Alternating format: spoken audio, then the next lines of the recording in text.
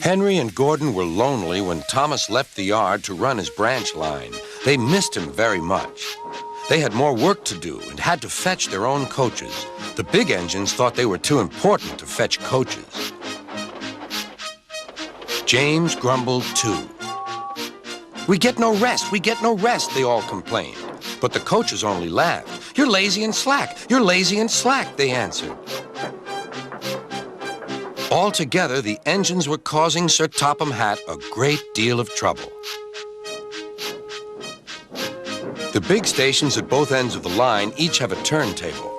Sir Topham Hatt had made them so that the tender engines can be turned round, because it is dangerous for them to go fast backwards. Little tank engines like Thomas don't need turntables. They can go just as well backwards as forwards. But to hear Gordon talk, you would have thought that Sir Topham Hatt had given him a tender just to show how important he was.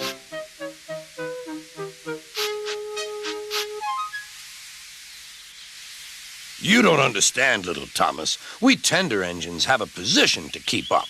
It doesn't matter where you go, but we are important. And for Sir Topham Hatt to make us do shunting, fetch coaches, and go on some of those dirty sidings, it's not the proper thing."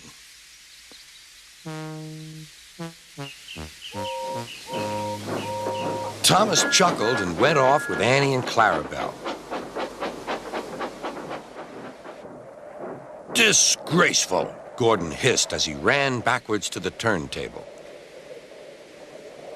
The turntable was in a windy place close to the sea, and if he was not on it just right, he put it out of balance and made it difficult to turn.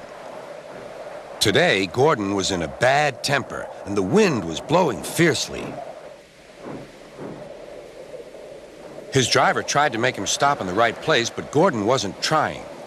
The fireman tried to turn the handle, but Gordon's weight and the strong wind prevented him. "It's no good," they said at last. "Your big tender upsets the balance. If you were a little tank engine, you'd be all right. Now you'll have to pull the next train backwards." "Look," called some boys. "There's a new tank engine."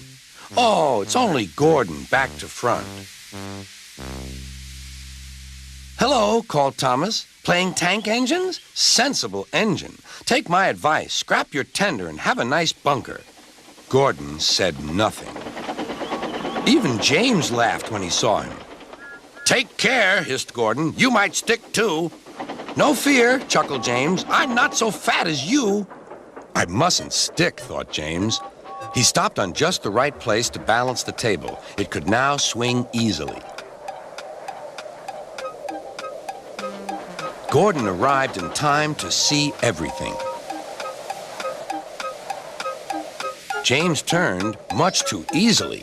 The wind puffed him round like a top. He couldn't stop.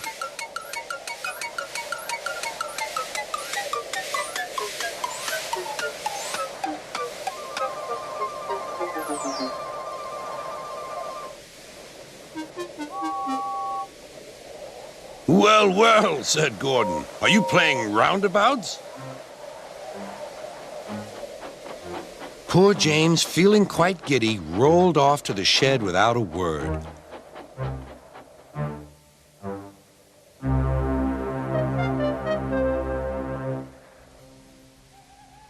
That night, the three engines had an indignation meeting. "It's shameful to treat tender engines like this. Gordon has to go backwards, and people think he's a tank engine. James spins round like a top, and everyone laughs at us. And to add to that, Sir Topham Hatt makes us all shunt in dirty sidings. Ugh!" "Listen," said Gordon. He whispered something to the others. "We'll do it tomorrow. Sir Topham Hatt will look silly." The engines had decided to go on strike.